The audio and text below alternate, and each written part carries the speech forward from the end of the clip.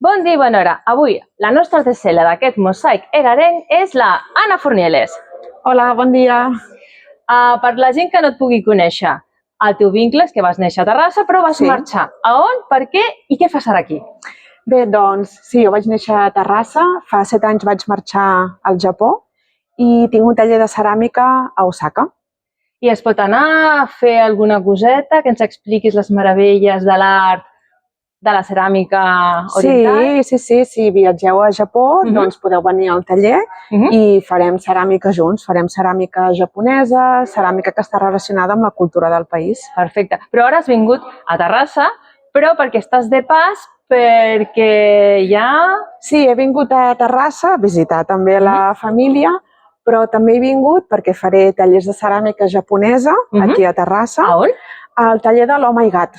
Oh my God, hem d'anar, eh? Sí, i també perquè juntament amb més gent estic fent una exposició tant a Girona com a Barcelona que parla sobre la cultura japonesa i cultura catalana. Sí. Quant de temps estarà això? Doncs la de Girona acaba el dia 11 de juny i la de Barcelona és del 18 de juny al 25. I Anna, hi ha possibilitats que vingui més a prop, no sé, a Terrassa, per exemple? Doncs l'any que ve anirem a Manresa.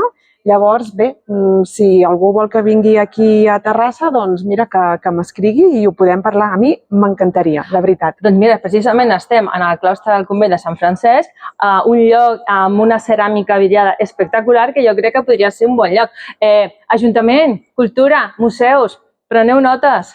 Anna, si no podem anar a Osaka, on podem anar a Catalunya a veure la teva obra, la teva ceràmica? Doncs, per una banda, podeu anar a la botiga de l'Oh My God, que allà venen la ceràmica, i si no, durant el mes de juliol faré una exposició de ceràmica japonesa a l'espai Musubu a Sants de Barcelona. Doncs un plaer que hagis vingut, que continues amb aquest vincle, i si ens diguessis que recomanar algun lloc per visitar allí d'Osaka, quin seria?